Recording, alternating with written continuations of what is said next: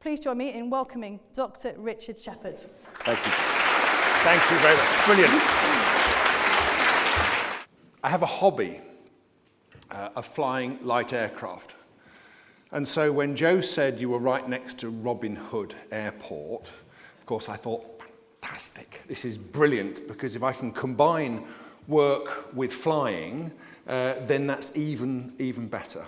Sadly, the weather refused to play ball. I'm not sure what the weather's like out there now, but it's certainly forecast to be somewhat foggy and somewhat frustrated then. I'm going to have to drive all the way home back to Liverpool tonight. But there is an aphorism in flying that's a good landing is one you can walk away from, and a brilliant landing is one that you can use the aeroplane again. And so I hope at the end of this evening, this talk will be one that I can use again at some other time. Now, why do you invite a mass murderer to come and talk to your students? I mean, only mass murderers have got anywhere near my 23,000 dismemberments. Now, why, though, does someone set off as a doctor, a caring profession, on a career that has, on the face of it, no caring component to it at all? Well, I hope I'll take you through some of that journey that I've had over a career of 35 years. Why do it? When I was at school, I was 14 years old. A friend of mine, whose father was a GP, brought a textbook on forensic medicine into school. This was a boys-only school, and I'm sure that as part of the peer group that he was joining, this was brought as a sort of a trophy for us to consider and to enjoy together as a little group. It was a textbook called Forensic Medicine by a man called Professor Keith Simpson. It was a third edition of that book, and in it were photographs of many dead bodies. Bodies had been shot, stabbed, strangled, died in all sorts of ways. Most of my friends, it has to be said, didn't engage in this book, but I thought it opened the world to one of the most fascinating aspects that I had no idea existed. I had no idea that doctors were involved in the criminal justice system. I had no idea that doctors helped the police. I had no idea that doctors gave evidence in things like this. And so it chimed in with a little thought at the back of my mind, thinking, oh, medicine could be interesting. And so I took that book home. I have to say, this is where I have to take my hat off to my father.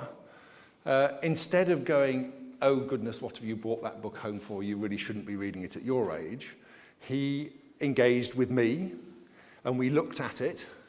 And only in retrospect, I realized that he had clearly formed the opinion that if I struck on this career path, his job of forcing me to jump the hurdles of O-levels and A-levels to go to medical school was going to be a lot easier, and he wielded that stick with great skill, it has to be said. So every time I wavered, didn't do my homework on time, failed to get an assignment in, you won't get to medical school, you won't be doing the important things that you want to do. But what was it about this that made it so fascinating? It wasn't actually, at that point, the dead bodies. It was the fact that you were part of a jigsaw. You were telling stories. You were understanding things and putting it together in a way that was going to be useful for society. So that's what got me into this subject. That's what took me through to doing my A-levels and getting into medical school. And I didn't tell the students this today when I was talking to them, but I can tell you now. And those that were there, or those that are applying for medical school, perhaps you, as they say with the football scores, look away now. I got into medical school with 2 C's and a D. So that sets my level of academic achievement quite successfully. Of course, they've got easier over the years, I realise that. But things are different. That's how I got into medical school, and it's not fair, and I'm terribly sorry, but boy, am I grateful, because there's no way I get 3 A stars now. No way. So into medical school, I trained at Hyde Park Corner at a hospital called St George's Hospital in London, now the Lanesborough Hotel. Have any of you been to the Lanesborough Hotel? I can't afford to borrow anything from them there. You have a butler in every room. It's far too expensive. But that's where I did my training, and it was a very good training in actually, as I look back now, a very small medical school. So those are the first steps. Stepping out, becoming a medical student, going through the process of changing and joining that clan. And of course, one of the first steps that you take is the dissection of a human body. Now, these are bodies that are donated to science. They are very generously given by people after they die, so that medical science, in our case, the anatomy classes of the medical students, can take place. But that was quite a hurdle for me. I mean, I'd set my heart on being involved in post-mortem examinations. So here was the first dead body that I had seen, and I had to begin a process of examining it very closely, very minutely, and finding out all its details. I don't think any of us in our anatomy group actually slept the night before, because it was obviously, billed for first session on Thursday morning. A lot of people with sort of heavy bags under the eyes appeared, because it's quite a hurdle to make that step. And as we walked into the anatomy dissection room, the first thing that I saw was a gorilla's foot sticking out from under a sheet. Why a gorilla's foot? Because there was also a group of people doing comparative anatomy, and London Zoo had recently had a gorilla who died, and that was being examined by a completely different group. Suffice it to say, we got through that first step, that first dissection, that watershed we got through, and then medical school rolled on quite well after that. I got to see proper post-mortem examinations done by proper pathologists in a proper mortuary. And the thing that I found so fascinating was just incredible the human body actually is. And it's something that stayed with me for 23,000 post-mortems and 35 or more years. Now, the human body in all its facets, the bones and the muscles and the joints and the sinews and the chemistry that's going on in all of us, the chemistry that takes over when we die, is truly, truly amazing. And there hasn't been a post-mortem that I performed where I haven't looked at and considered and marveled at just how amazing it is that the muscles of the arm and the muscles of the leg and the brain and the spinal cord and the bones of the body all work together so well. Truly, truly amazing specimen. Forensic pathology is such a unique branch. There are about 35, 40 of us in the country. That's all, covering all of the areas of the country. So we are few and far between. We're a small group.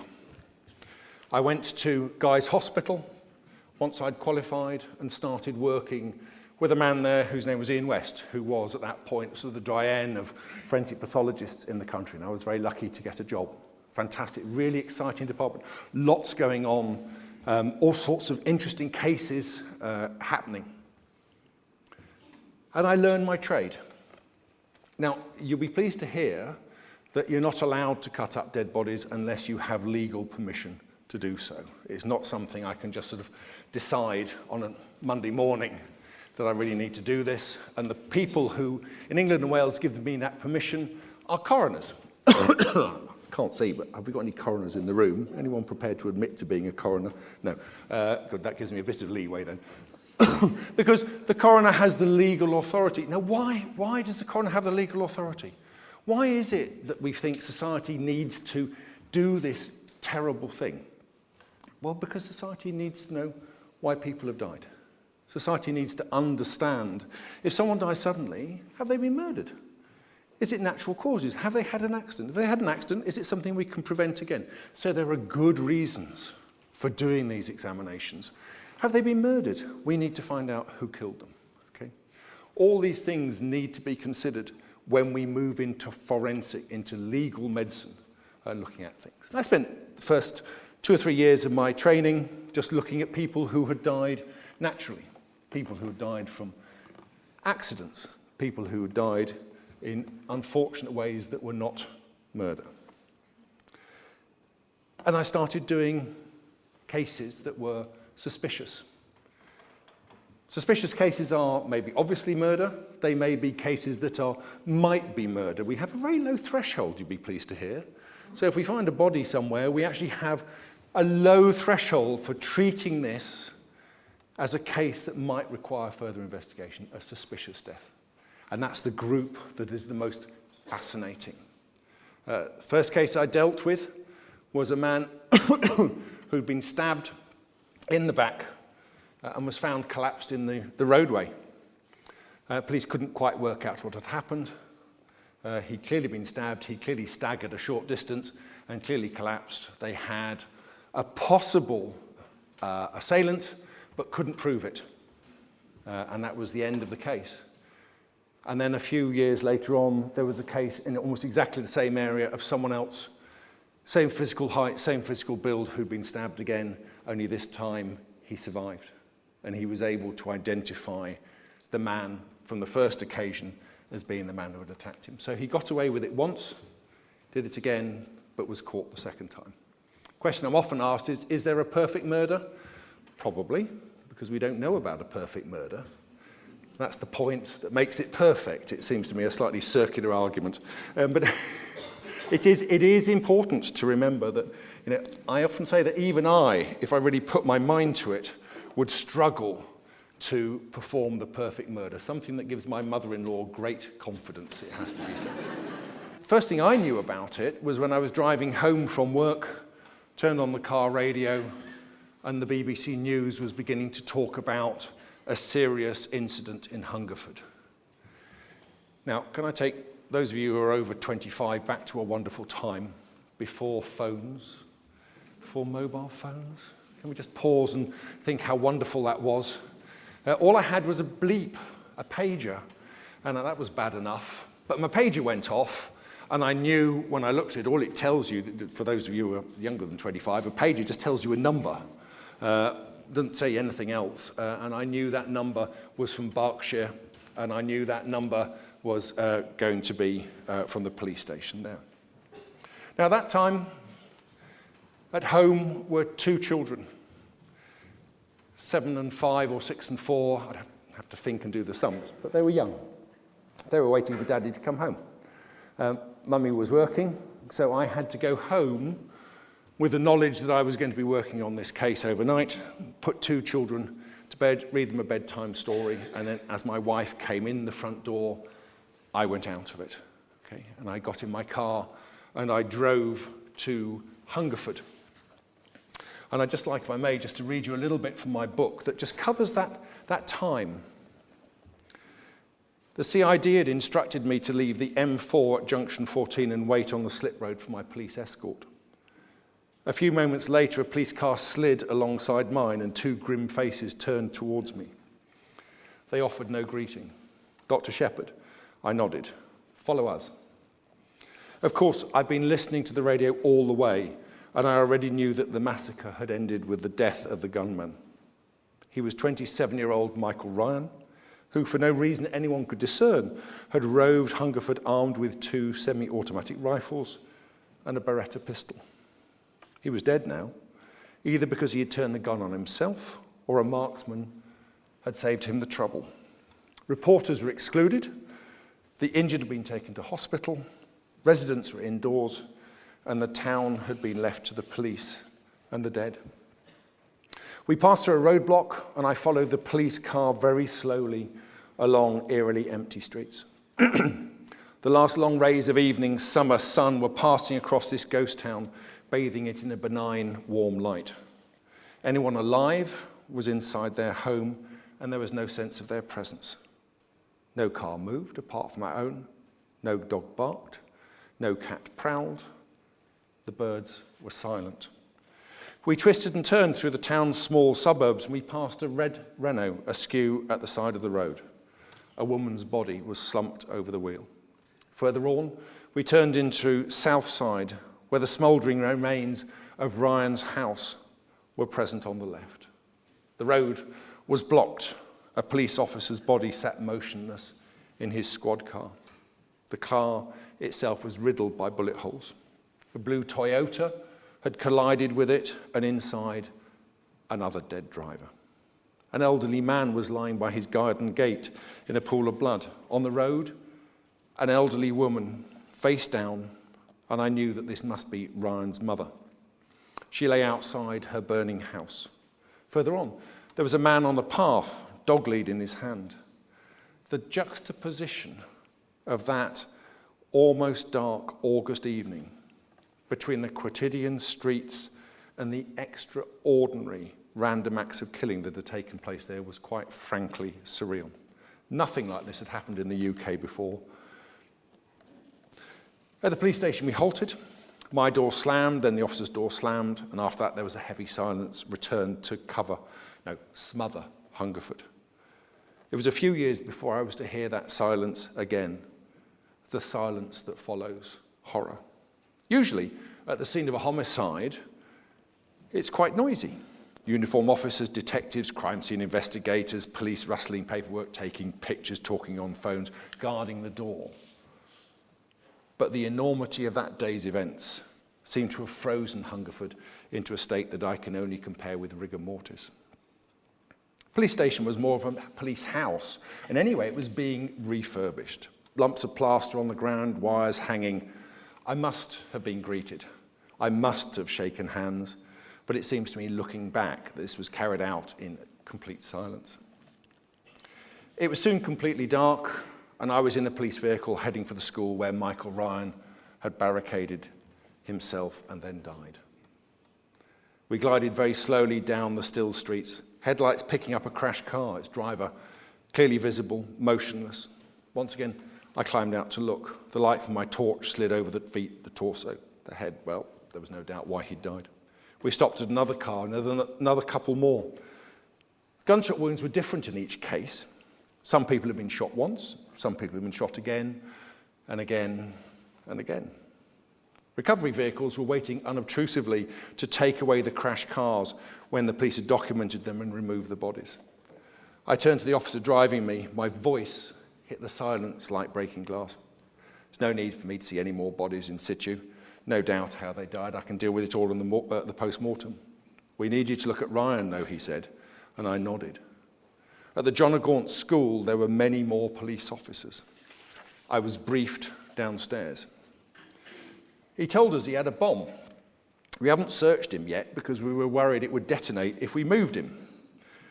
But we'd like you to have a look and certify death, just in case he blows up, all right? All right. I suggest, good police voice here, I suggest you don't move him, sir. Right. I had no intention of moving him. Do you want a flak jacket? I declined. It was designed to stop bullets, and so would have been little use at close range to a bomb. And anyway, I had no intention at all of moving Ryan. We went upstairs, the rubbery smell of school, and when we opened the classroom door, there were desks. Some were scattered, but most were still in neat rows. Pinned around the walls were pictures and scientific diagrams, all perfectly normal, apart from a body propped up in a sitting position at the front of the class near the blackboard. Killer was in a green jacket. He would have looked like a man off hunting if it hadn't been for the gunshot wound to his head. His right hand lay in his lap. It held a Beretta pistol. As I set off towards him, I was aware that all the policemen were quietly leaving. I heard the door close behind me, and from beyond it came a radio message, going in. I was on my own in a classroom with the UK's biggest mass murderer, and perhaps a bomb. I'd been attracted to my profession by the books of that line of forensic pathology, Professor Keith Simpson, but I couldn't remember him mentioning this as a possibility in any of them. I was acutely aware of all of the sounds around me. The quiet sounds beyond the door, the arc lights throwing overlapping dark shadows on the ceiling, the small beam of my own torch, the classroom smell of chalk and sweat mixed strangely with blood. I crossed the room, focusing on the body in the corner, and on arrival, I knelt down to look at him. The gun, which had already killed so many people that day, was pointing straight at me. So that was my introduction to major cases. It was a big case. Michael Ryan was dead, but there was a huge discussion about what had happened.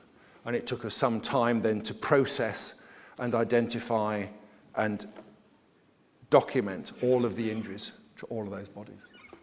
It was a difficult time, but the one thing it did teach me, and the one thing that I'd learned dealing with the other cases in my professional life, was that I had two roles to play. I had the role of the expert. I could document injuries. I could tell you whether they were from a handgun, whether they were from a high-velocity rifle. I could tell you whether they were shot from the front or the back. I could tell you whether they were lethal or non-lethal. I could probably tell you which order they were inflicted on a good day. But far more important than that clinical expert evidence for the court, I had knowledge that I needed to impart to the relatives. And if there's one thread that's run through my career, it's remembering in each and every case that I deal with, whoever that person is. Michael Ryan's family were as important on that day as all of the other families.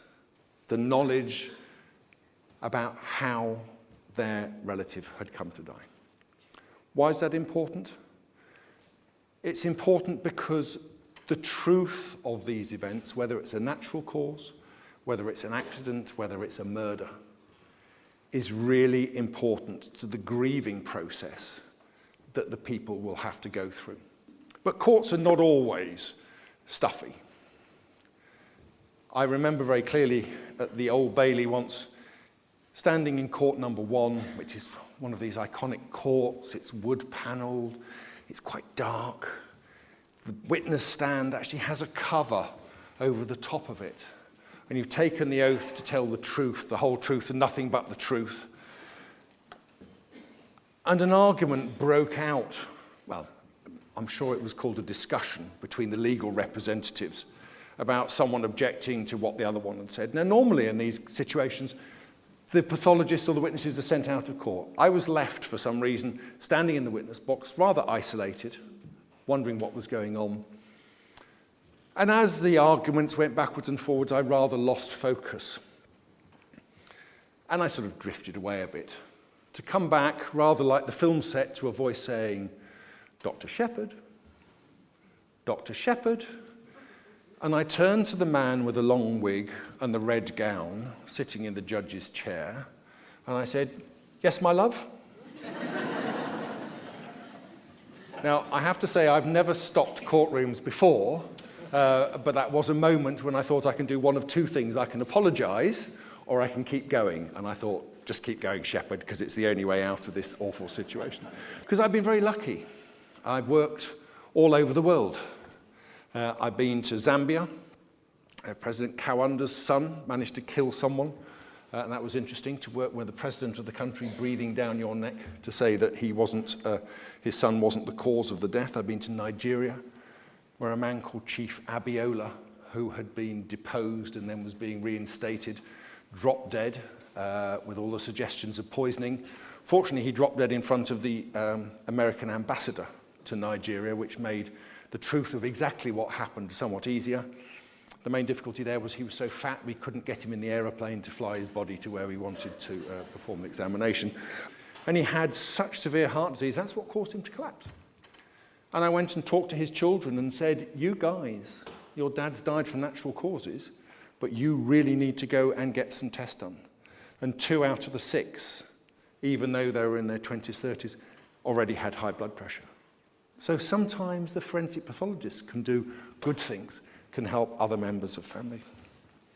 I've been to Texas. That's interesting.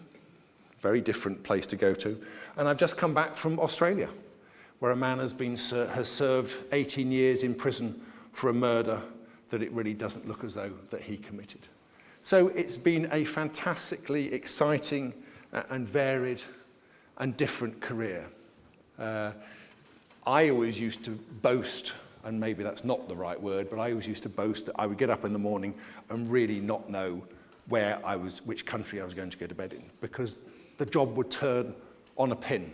Of course, you can imagine that for a wife with 2 young kids, this wasn't quite such an exciting prospect of a husband suddenly clearing off around the world. And she did say to me once, "Can you tell me," this was when I was off to 9/11, and I had a Virgin Atlantic jumbo jet all to myself, near enough, flying to New York. She said, "Why are you always flying towards the problems and everyone else is flying away from them?" Well, a bit difficult. I went to Bali when there was a bombing. It's my life. I say my life has been one of disasters. My colleagues sometimes say my career has been a disaster of a career, which is a little cruel. So all of these cases, individually, multiple, putting things together, we worked about teaching the police how to restrain people, because we were realizing that they were just sitting on people and killing them. So we taught police how not to kill people they arrest, and that's been actually remarkably successful. And then one day, like a good, dutiful husband, making my wife a gin and tonic at night. This isn't a lecture on the dangers of alcohol. That's part. If you invite me back, we'll do the dangers of alcohol lecture. So one lovely summer's evening, my wife likes a gin and tonic, and two lumps of ice, clink, clink. And that clink, clink took me right back to Bali, to a mortuary in a rural, poorly equipped hospital in Bali, where the only cooling we could have for these 200 bodies were bags of ice, like the ones you get from the supermarket.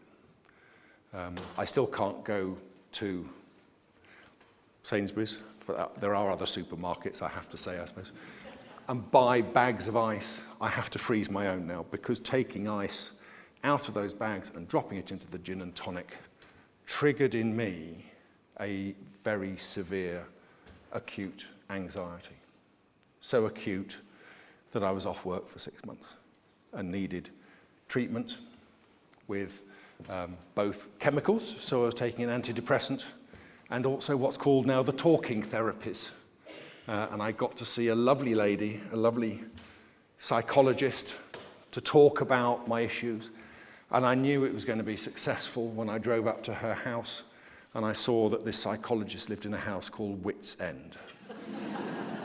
Can't go wrong with that, can you? The other good thing she said to me was, if you're going to drink wine, drink good wine. I love you. I think you're the best person ever in the world. But it took 6 months. It took 6 months and was actually the trigger for me really getting on and writing my book, because I realized that even though I thought every day I could go to work and I could deal with death and destruction and mayhem, I could be in court and I could be being hammered by barristers, and I thought I could just leave it in the car, leave it outside the front door as I walked in, and I realized that in the end I couldn't, and that I needed that little bit of help at that point. Enabled me actually to take some of these cases out, to look at them again, and perhaps to finally put them away. And we talked in my therapy about putting stuff in a drawer and shutting the drawer. And you can take it out, look at it, put it back in, and shut it away. Now, and that was nearly 3 years ago. So, it was a shock, because I thought I was so strong, so resilient, seen everything, been there, done that. And to be laid low like that was very stressful. Then I realized that, in fact, there is no psychological support for any forensic pathologist in England. And so we've set about now putting the wheels in process to get my still working colleagues to have that support on a regular basis. But I'm still working. I still now work for these Australian cases, going down to there to give evidence. I'm working on some cases in England that are still very contentious, really exciting, difficult jigsaw puzzles. Often there's missing bits in the jigsaw puzzle that we need to try and work out what's there to put them together. So I'm still involved in this. I'm just drawn the line at 23,000 because that seemed like a nice round number.